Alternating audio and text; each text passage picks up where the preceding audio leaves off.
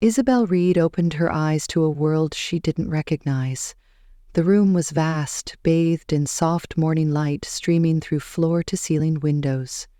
A sleek black leather couch sat in one corner, a glass coffee table gleamed in the center, and beyond the glass, the Hudson River sparkled under a pale New York sky.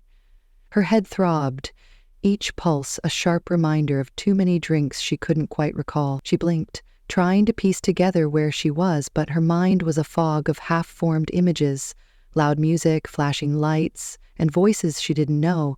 Then she sat up, and the blanket slipped off her chest. That's when she noticed it. She wasn't wearing her dress. She wasn't wearing much of anything, just an oversized white men's shirt, soft against her skin, hanging loose over her shoulders. Her hands flew to her thighs, patting frantically, and her heart stopped. "Oh my God, where are my pants?" she shouted, her voice echoing in the empty space. She yanked the blanket up to her chin, her breath coming in shallow gasps. This wasn't her tiny Brooklyn apartment with its creaky floors and chipped paint. This wasn't her bed, with its familiar tangle of sheets. This was someone else's life, and she'd stumbled into it somehow. Her thoughts raced, a jumbled mess of panic and shame. This isn't my bed. This isn't my life. What did I do last night to end up half-naked in a stranger's penthouse? She whispered to herself, pressing her palms against her temples as if she could squeeze the answers out. She swung her legs off the bed, the cold wooden floor biting into her bare feet, and scanned the room for clues. Her black dress, the one she'd worn to the bar, lay crumpled in a trash can by the wall, soaked and reeking of something sour. Alcohol. Vomit. Her stomach churned. "Did I do that?" she muttered, a wave of humiliation crashing over her. Before she could process it, the door swung open. She flinched, clutching the blanket tighter, and a man stepped in. Tall, with dark hair swept back, and piercing gray eyes that cut through the room like a blade. He carried himself with an effortless authority. He wore a crisp black shirt, sleeves rolled to the elbows, and held a steaming mug of coffee in one hand. His face was sharp, handsome in a way that felt almost intimidating, but his expression was calm, unruffled, as if finding a stranger in his home was just another Tuesday. Isabel's mouth went dry. "Who are you? Where am I?" she blurted, her voice shaking. Her hand jerked, knocking a small vase off the bedside table. It shattered on the floor with a loud crash, and she cursed under her breath. Why now? Why in front of him? He raised an eyebrow, a faint smirk tugging at his lips. "Julian Pierce," he said, his voice deep and steady. "And this is my place. You're heavier than you look, by the way." He stepped forward, setting the mug on the glass table, his eyes sweeping over her with a mix of curiosity and something she couldn't quite read. Isabel's cheeks burned. "Your place? Wait, did anything happen between us?" she asked, her voice rising with panic as she gripped the shirt's hem. Her mind spun with worst-case scenarios. A drunken mistake, a night she couldn't take back. She was Isabel Reed, a journalist who prided herself on control, on sharp words and sharper deadlines. She didn't end up in situations like this, did she? Julian tilted his head, watching her unravel with a rare glint of amusement. "You threw up all over me," he said, his tone flat, like he was stating the weather. "And on your dress, too. I had to change you because I couldn't let you sleep in that mess." He paused, his smirk widening. "Don't worry, I'm not the type to take advantage of someone who can't even stand." Isabel's face flamed hotter, humiliation searing through her. "You changed me," she stammered, picturing him peeling off her ruined dress while she lay unconscious. "You mean you saw everything?" She tugged the shirt lower, though it was pointless now. He shrugged, his expression still unreadable. "I tried not to look too much, but yeah, getting you into bed wasn't exactly easy." Her jaw dropped, torn between embarrassment and outrage. "Heavier than you look? Did you just call me heavy?" She leapt up, forgetting her state for a moment, then sat back down fast as the shirt rode up her thighs. "I'm not heavy. I run 3 times a week. I was just drunk," she said, waving her hands as if that could erase the awkwardness. Julian's smirk softened into something closer to a smile. "Sure. Last night you were more like a sack of potatoes than a runner," he said, sipping his coffee. His gray eyes glinted with humor, though his face stayed cool, detached. Isabel took a deep breath, forcing herself to calm down. She wasn't some clumsy fool. She was a professional. She needed answers. "Okay, Mr. Pierce," she said, aiming for composure despite her pounding heart. "Thank you for helping me, I guess, but what happened? I don't remember anything." He set the mug down, leaning back against the sofa. "Last night I was at the Velvet Lounge in Manhattan. Business meeting. I saw you at the bar, alone, clearly past your limit. You were swaying on your stool, and then a few guys started circling you. One grabbed your arm. They weren't taking no for an answer." His voice hardened slightly, a flicker of something dark crossing his eyes. Isabel swallowed, a vague memory stirring, a hand on her shoulder, a sleazy laugh. "And then?" she asked, softer now. "I stepped in," he said, "told them to back off. They didn't argue. You were mumbling something about not being enough. Then you passed out. I asked for your address, but you just laughed and said, 'New York's too pretty to leave.' So I brought you here." She winced, mortified. "And then I threw up on you?" she asked, already dreading the answer. He nodded. "My favorite jacket, custom made. You got it before I could dodge. Then you collapsed on my couch and your dress was a lost cause. I couldn't leave you like that." Isabel groaned, covering her face with her hands. "I'm so sorry. I don't usually drink like that. I'd just gone through a breakup I wanted to forget." She peeked through her fingers at him. "Thank you for saving me. I don't know how to repay you." He shrugged again, standing up. "No need. I don't like seeing people get hurt, that's all." He walked to a closet, pulled out a sleek gray dress and a coat, and handed them to her. "Put these on and go. I don't keep uninvited guests long." She took the clothes, her hands fumbling, and the coat slipped to the floor. She bent to grab it, hearing him mutter, "You've got a talent for dropping things." She laughed, stiff and nervous. "Very funny," she said, clutching the outfit. She headed to the bathroom, changed quickly, and stepped out, smoothing the dress. It fit perfectly, like it was made for her. "Thanks again, Mr. Pierce," she said, clearing her throat. He turned from the window, handing her a business card with his name in gold letters. "If you drop anything else, call me," he said, his smirk returning. She nodded, slipping the card into her pocket. "I'll try not to bother you again." She left the penthouse, stepping into the elevator with a racing mind. Outside, a light drizzle fell over New York, and she hailed a cab, sliding into the back seat. Staring at the card, she whispered, "Julian Pierce, who are you?" She had no idea he'd just turned her world upside down, and this was only the beginning. Isabel Reed sat alone at the bar, the hume of the Velvet Lounge wrapping around her like a heavy blanket. The Manhattan night pulsed outside, but inside the dim lights and plush red walls swallowed the noise, leaving only the clink of glasses and low murmurs. She traced the rim of her martini glass with a finger, the third one tonight, though she'd lost count of how many sips it took to blur the edges of her pain. Her black dress hugged her frame, a sharp contrast to the chaos in her chest. Miles Dawson, her boyfriend of 3 years, had shattered her world a week ago. "I didn't mean for it to happen," he'd said, his voice cracking as he admitted he'd slept with someone else. She'd thrown his keys at him and walked out, promising herself she'd be fine, but tonight she wasn't fine. "I told myself I was stronger than this," she thought, staring into the amber liquid, but every sip burned like a memory I couldn't erase. The room tilted slightly as she took another drink, the alcohol loosening the grip she usually kept on herself. She was Isabel Reed, a journalist who thrived on deadlines and precision, not some heartbroken girl drowning her sorrows in a bar.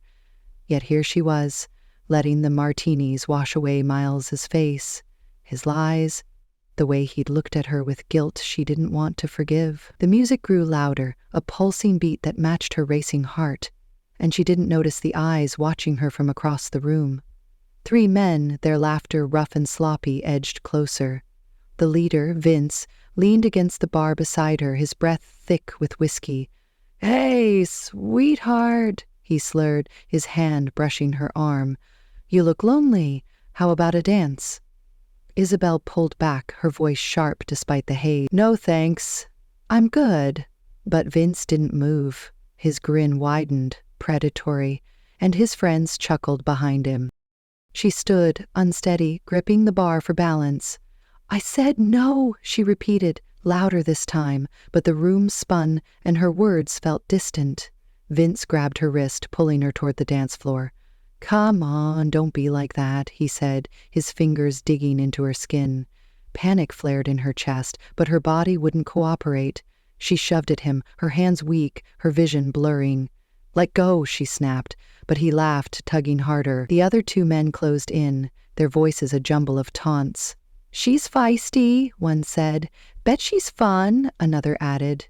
Isabel's stomach twisted, fear cutting through the fog. She was trapped, too drunk to fight, too alone to call for help. Someone please, she thought, her eyes darting around the crowded room. But no one seemed to notice. Then a shadow moved through the haze. A man stepped forward, tall and commanding, his presence slicing through the noise like a blade. Julian Pierce. He'd been sitting in a corner booth, nursing a glass of bourbon while waiting for a late investor who never showed.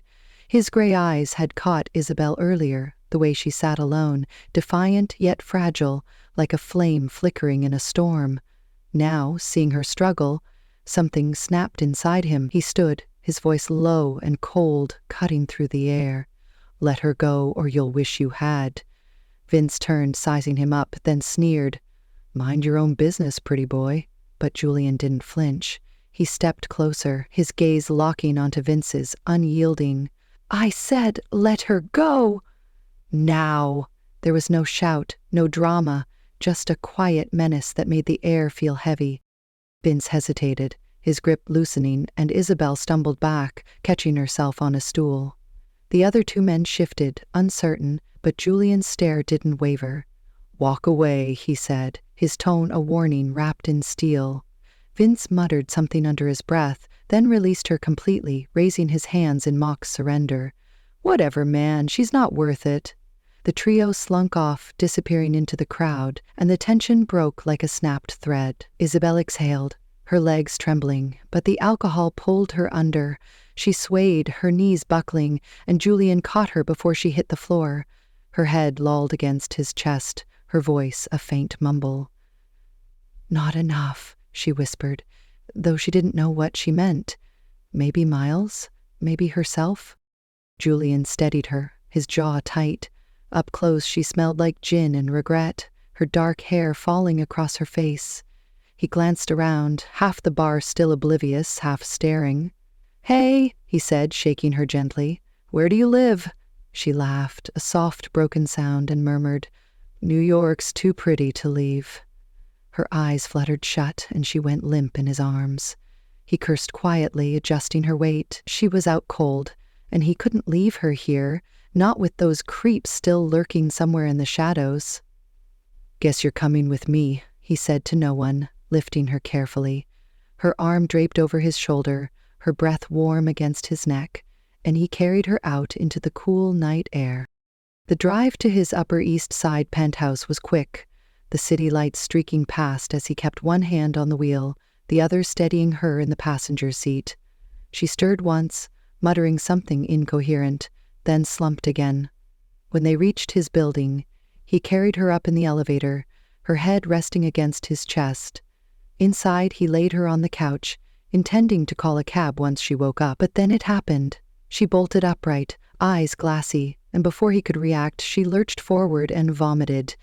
It hit his jacket, his shoes, her dress, a sour mess that made him grimace. Great, he muttered, peeling off the ruined jacket. She collapsed back, unconscious again, and he sighed. Her dress was soaked, clinging to her in a way that looked miserable. He couldn't leave her like that. He grabbed a spare shirt from his closet, a white button-up, and hesitated. This is a bad idea, he thought, but he couldn't let her sleep in filth. Moving quickly, he kept his eyes averted as much as possible, slipping the shirt over her shoulders and buttoning it up. The dress went into the trash, and he carried her to the guest bed, tucking her in. She mumbled something soft, thank you, maybe, though it was too faint to tell. He stood there a moment, watching her sleep, then shook his head.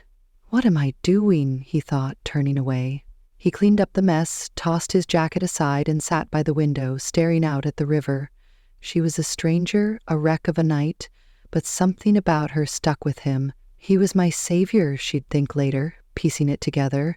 But why me? For now the night faded, leaving only questions in its wake.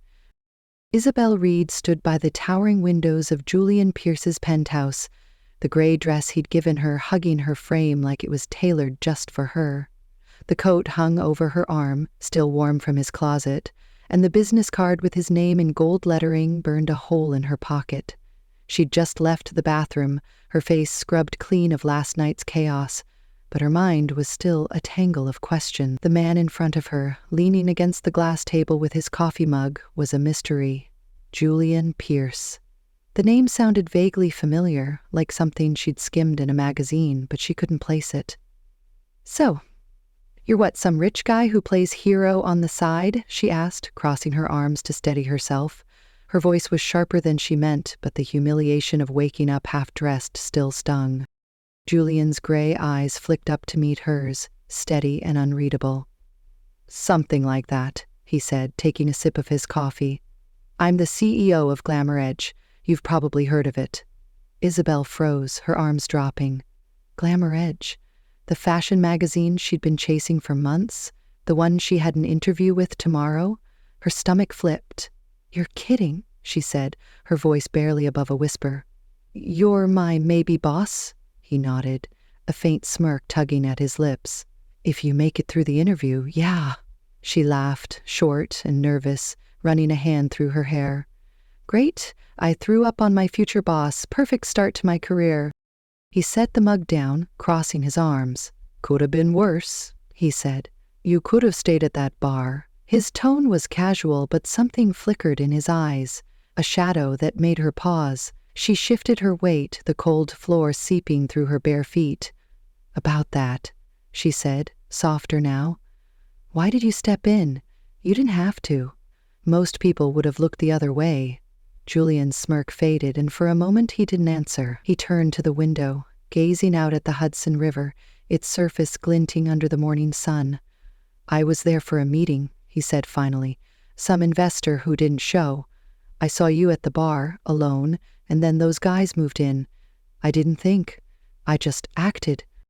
Isabel frowned, stepping closer. "That's not an answer," she said. "You could have ignored it. Why didn't you?" He glanced back at her, his expression tightening. "Because I've been too late before," he said, his voice low, almost lost in the quiet room. She tilted her head, waiting. He exhaled, running a hand through his dark hair. "My sister Claire? 5 years ago, she was out with friends. Some guy wouldn't leave her alone. She called me, scared, but I was stuck in a meeting. By the time I got there, she was gone, hit by a car, running from him. I didn't make it in time." His words hung heavy, and Isabel's breath caught. "I'm sorry," she said, her voice small. "I didn't know." He shrugged, turning back to the window. "You couldn't have. Point is, I saw you last night fighting even when you couldn't stand, and I couldn't walk away. Not again." Silence settled between them, thick and fragile. Isabel stared at him, the cold CEO cracking open just enough to show something raw underneath. There was a storm in his eyes, she thought, and somehow I wanted to be the one to calm it. She stepped closer, the coat slipping slightly in her grip. "You don't even know me," she said, echoing his earlier calm. Julian turned, his gaze locking onto hers. "Sometimes you don't need to know someone to see they're worth saving," he said, his voice steady but laced with something deeper. Her chest tightened, a warmth she didn't expect spreading through her. She'd spent the last week feeling worthless, replaying Miles's betrayal over and over, but here was this stranger seeing something in her she'd forgotten. "Thank you," she said, meeting his eyes. "Not just for last night, for saying that." He nodded, a flicker of a smile crossing his face. "Don't mention it." He pushed off the table, walking to the kitchen counter, and she followed, drawn by the quiet pull between them. "So, Glamour Edge," she said, shifting the mood. "What's it like being the big boss?" He leaned against the counter, crossing his arms again. Long hours, bad coffee, and too many people who think they're artists. You'll fit right in if you can handle it. She laughed, genuine this time, and it felt good, like shaking off a weight. I can handle it, she said. I've been writing about fashion since I was a kid. It's my thing. He raised an eyebrow. Then why were you drowning in martinis last night?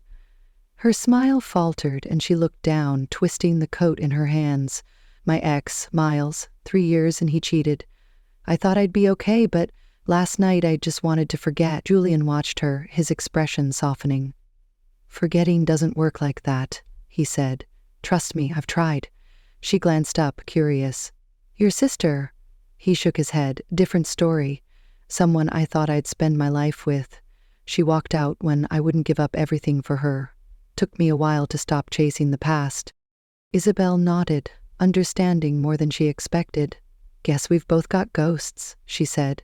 He smirked again, lighter this time. Yeah, but yours are messier. That dress was a disaster. She groaned, laughing despite herself.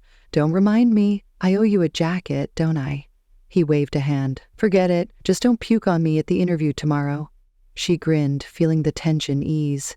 No promises, she said, and he chuckled, a low sound that warmed the room. They stood there, the city waking up beyond the glass, and for the first time in days, Isabel felt steady. Not fixed, not whole, but steady. She glanced at the clock on the wall. I should go, she said, though part of her didn't want to. I've got to figure out how to face you tomorrow without dying of embarrassment. Julian picked up his mug, sipping again. You'll survive, he said. You're tougher than you think. She smiled, small but real. Maybe you're right. She headed for the door, pausing to look back. See you tomorrow, Mr. Pierce. He nodded, his eyes following her.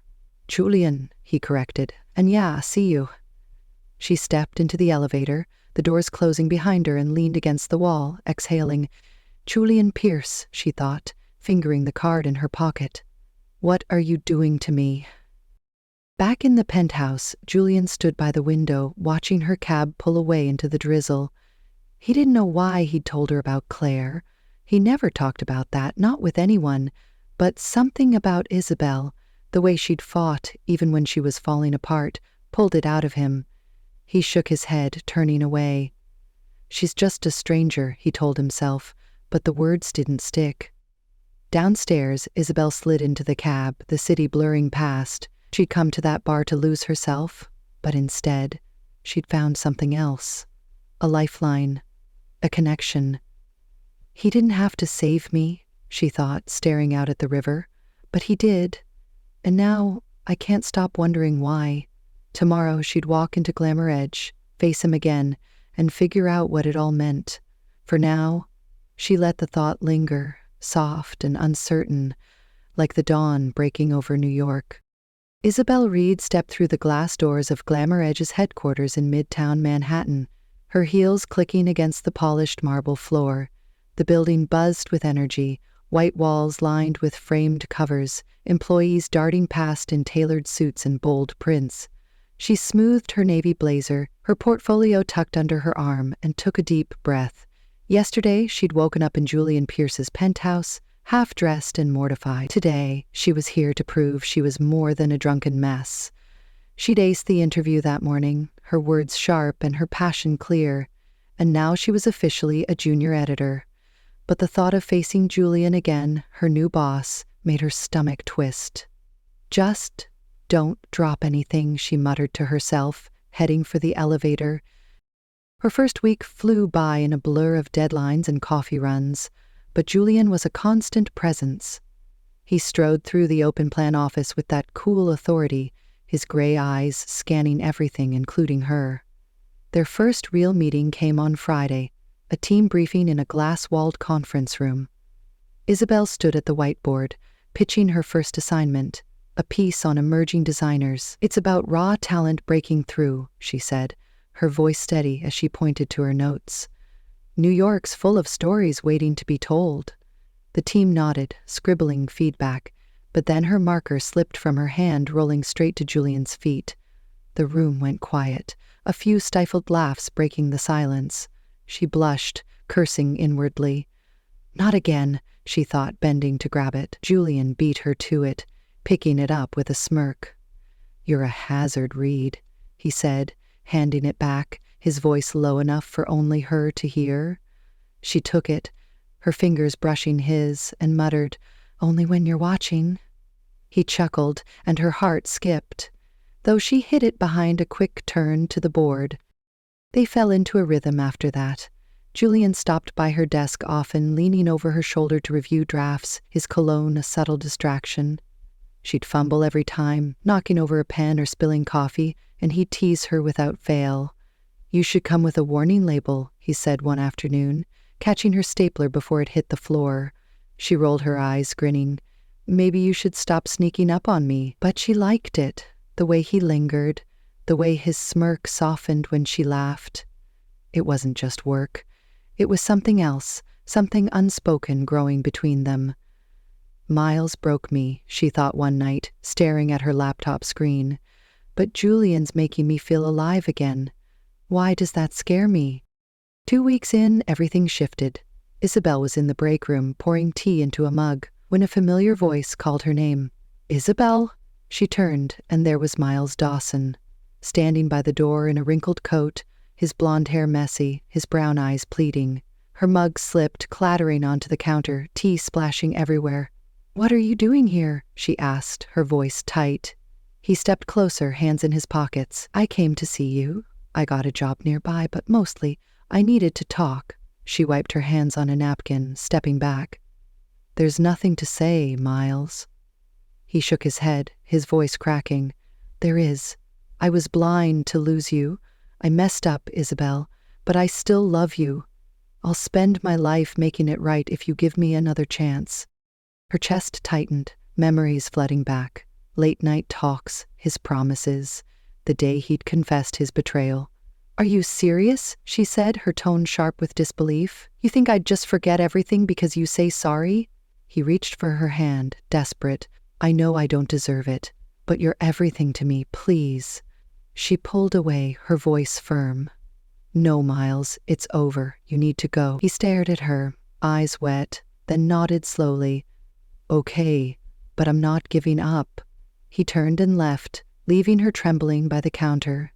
She gripped the edge, steadying herself. "He's a ghost I buried," she thought. "So why does this still hurt?" Unbeknownst to her, Julian had seen it all. He'd been heading to the break room for coffee, stopping short when he spotted Miles. From the hallway, he watched the exchange, the way Miles grabbed her hand, the way she stood there, torn. His jaw clenched, a pang he didn't expect twisting in his chest. He turned away, retreating to his office, the image burned into his mind.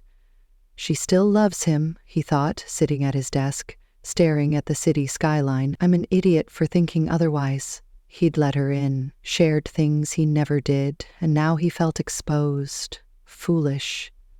He buried himself in work, skipping the usual check-ins with her, his replies to her emails curt and cold. Isabel noticed the change by Monday. Julian stopped coming by her desk, his presence replaced by silence. She caught glimpses of him in meetings, his eyes avoiding hers, his smirk gone. "Did I do something?" she wondered, tapping her pen against her notebook. She asked a co-worker, Tara, over lunch. "What's up with Pierce? He's been off." Tara shrugged, sipping her soda. "No idea. He's been locked in his office all week. Maybe he's just busy." But Isabel wasn't convinced. That afternoon she knocked on his door, holding a draft she'd finished. "Come in," he called, his voice flat. She stepped inside, the spacious office feeling colder than usual. "Hey," she said, setting the papers on his desk. "Thoughts on this?" He glanced at it, then back at his laptop. "Looks fine. Send it to print." No tease, no comment, just dismissal. She frowned, lingering. "You okay?" she asked. He looked up, his gray eyes guarded. "Yeah? Why wouldn't I be?" She shifted, uneasy. "You've been different, distant." He leaned back, crossing his arms. "Just work. Don't read into it." But she did. She couldn't help it. Miles was a ghost I'd buried, she thought, leaving his office. but Julian's cold stare cut deeper than any apology ever could. Why does his opinion matter so much? She sat at her desk, staring at her screen, the draft forgotten. She'd come to Glamour Edge to rebuild, to prove herself. But Julian had become more than a boss. He was a lifeline, a spark, and now he was slipping away. She didn't know why, but it hurt more than Miles's begging ever had. Days passed, and the distance grew. Julian threw himself into meetings, avoiding her floor entirely. Isabel kept working, her articles sharper than ever, but her mind drifted to him. The way he'd saved her, the way he'd opened up about his sister, the way he'd made her laugh. He's not just a stranger anymore, she thought one night, walking home through the drizzle. He's something I can't name. Meanwhile, Julian sat in his penthouse, the city lights flickering outside. He'd misread her, assumed she'd choose Miles, and it stung more than he'd admit. She's better off with him, he told himself, pouring a glass of bourbon. I'm not built for this. But the lie didn't settle. He'd seen her fight, seen her shine, and letting her go felt wrong. Isabel stopped by the river on her walk, the water reflecting the glow of the city. She pulled his card from her pocket, tracing the gold letters. "Julian Pierce," she whispered. "What are you hiding from?" She didn't know he'd seen Miles, didn't know he was pulling back to protect himself. All she knew was the ache in her chest, the pull she couldn't ignore.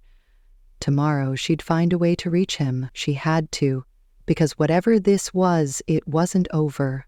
Not yet. Isabel Reed sat at her desk in the Glamour Edge office, the hum of keyboards and distant chatter filling the air. It had been a week since Julian Pierce started pulling away, his absence a quiet ache she couldn't shake. Her latest article was due, but her focus drifted, her pen tapping a restless rhythm. She'd texted a friend, Casey, about that night at the Velvet Lounge, hoping for scraps of memory to fill the gaps. "What happened after I blacked out?" she'd asked. Casey's reply came that afternoon. A video attachment with the note, "You need to see this." Isabel hesitated, then plugged in her earbuds and hit play. The grainy footage flickered to life, the bar's pulsing lights and crowded floor coming into view. There she was, swaying by the bar, Vince's hand on her wrist, his leer sharp even through the shaky camera. Her breath caught as the scene unfolded. Julian stepped in, his voice cutting through the noise. "Let her go." Vince shoved him, laughing, and then it happened, the twist she hadn't expected. Vince swung a fist, catching Julian across the jaw. Julian staggered but didn't back down, grabbing Vince's arm and twisting it until he yelped, stumbling away with his friends. The crowd parted, and Julian turned to her, his face tight with pain as he caught her just before she collapsed. Blood trickled from a cut on his lip, his sleeve torn where he'd taken the hit. The video ended with him carrying her out, her head limp against his chest. Isabel stared at the screen, her heart pounding. "He got hurt," she whispered. "For me." She pushed back her chair, her mind racing.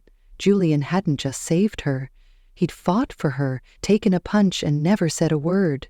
She grabbed her bag and headed for the elevator, her steps quick. Why keep it a secret, she thought, the footage replaying in her head. Why let me think it was nothing? She hailed a cab to his penthouse, the city blurring past as rain began to fall, tapping against the windows. By the time she reached his building in the Upper East Side, the drizzle had turned heavy, soaking her coat. She buzzed the intercom, her voice firm despite the chill. "Julian, it's Isabel. Let me in." A pause, then the door clicked open. She took the elevator up, her hands trembling, not from the cold, but from what she needed to say.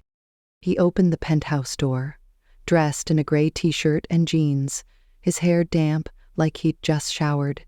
His gray eyes widened slightly, surprise flashing across his face. "Isabel, what are you doing out here in this rain?" he asked, stepping aside. She walked in, water dripping onto the floor, her coat heavy on her shoulders. "I need to talk to you," she said, her tone steady but urgent. He crossed his arms, his expression cooling. "About what? You and your ex patched things up? I saw you with him at the office." She blinked, thrown. You saw me with Miles? That's why you've been avoiding me?" He nodded, his jaw tight. "I didn't want to interfere. If you chose him, I respect that. Be happy." He turned away, but she lunged forward, grabbing his arm. "You're such an idiot," she said, her voice rising over the rain, pounding the windows. He froze, turning back, and she stepped closer, her grip firm. "I didn't choose Miles. I met him to tell him it's over, to shut that door for good." Julian frowned, searching her face. "Then why was he holding your hand? I saw it." She shook her head, water flicking from her hair. "Because he wouldn't let go. But I don't love him anymore." Her voice softened, trembling now. "I saw the video from that night. You didn't just scare those guys off. You fought them. You got hurt for me. Why didn't you tell me?" His eyes darkened, a flicker of something vulnerable breaking through. "Because I didn't want you to feel like you owed me anything," he said, his voice low.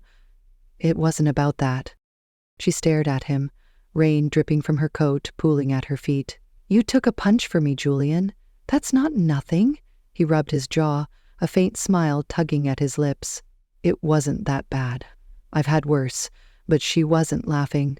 She stepped closer, her hand still on his arm. "I don't know when it started," she said, her voice shaking, "but you mean more to me than anyone. I came here, ran through the rain to tell you that. You don't get to misunderstand and avoid me like this." Her eyes locked onto his, unwavering, her wet hair sticking to her face in a way that made her look fierce, alive. Julian stared back, then laughed, a deep, easy sound that caught her off guard. "You look like a drowned kitten and still act this bold," he said, pulling her into his arms. She gasped, her coat soaking his shirt, but he didn't care. "I thought I'd lost you," he said, his voice quieter now. "Seeing you with him, I couldn't take it."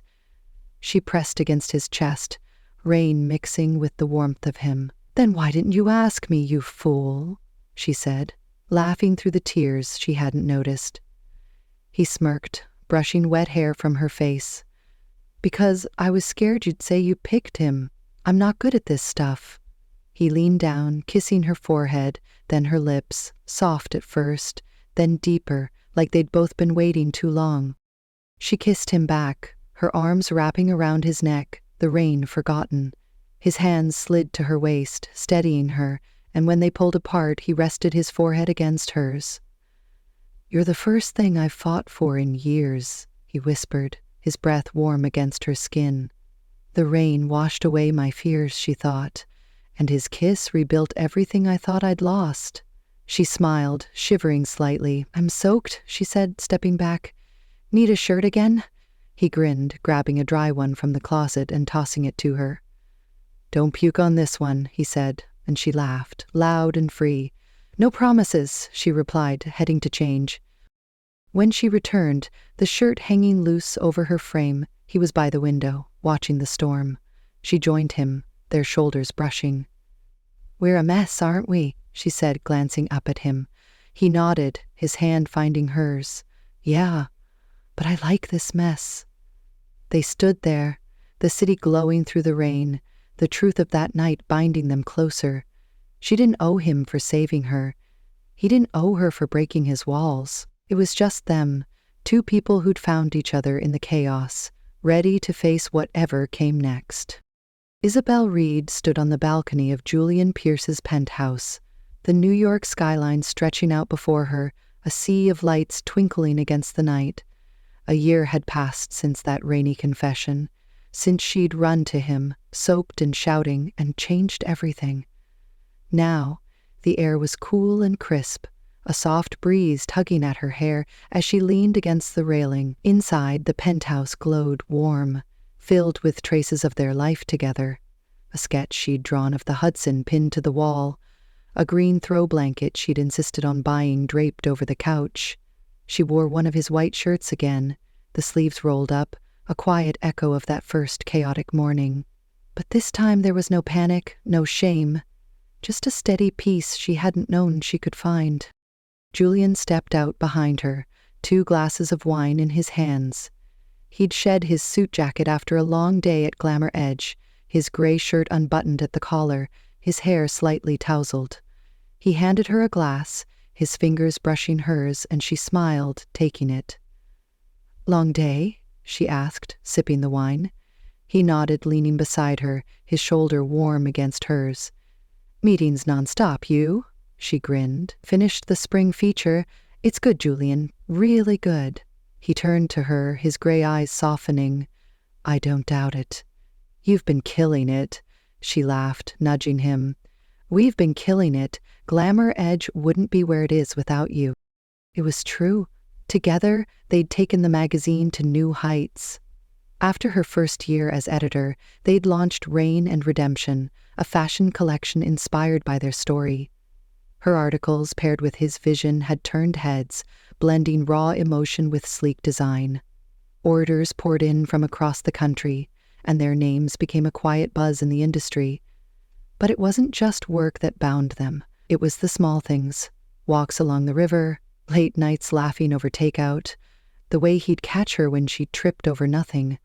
Miles broke my heart, she thought, staring at the city. But Julian pieced it back together without even trying. He set his glass on the railing, turning to face her fully. "You crashed into my life that night," he said, his voice low, steady. "Threw up on my jacket, made a mess of everything." She laughed, setting her glass down too. "And you caught me before I fell," she said, stepping closer. His hands found her waist, pulling her in, and she rested her palms against his chest, feeling his heartbeat under her fingers. "I'm not great with words," he said, his eyes locking onto hers. "But I love you, Isabel, more than I thought I could." Her breath hitched, warmth flooding her. "I love you too, Julian," she said, her voice soft but sure. "You're my safe place." He leaned down, kissing her gently, a promise in the press of his lips. She kissed him back, her arms sliding around his neck, the city fading into a hum around them. When they pulled apart, he smiled, rare and real. "No more dropping things when I'm around, okay?" She grinned, shaking her head. "No promises." They stood there, wrapped in each other, the lights of New York glowing below. A year ago, she'd lost herself in a bar and he'd found her. Now, they'd built something stronger. Not just a magazine, but a life. Rain or shine, they'd face it together, and that was enough.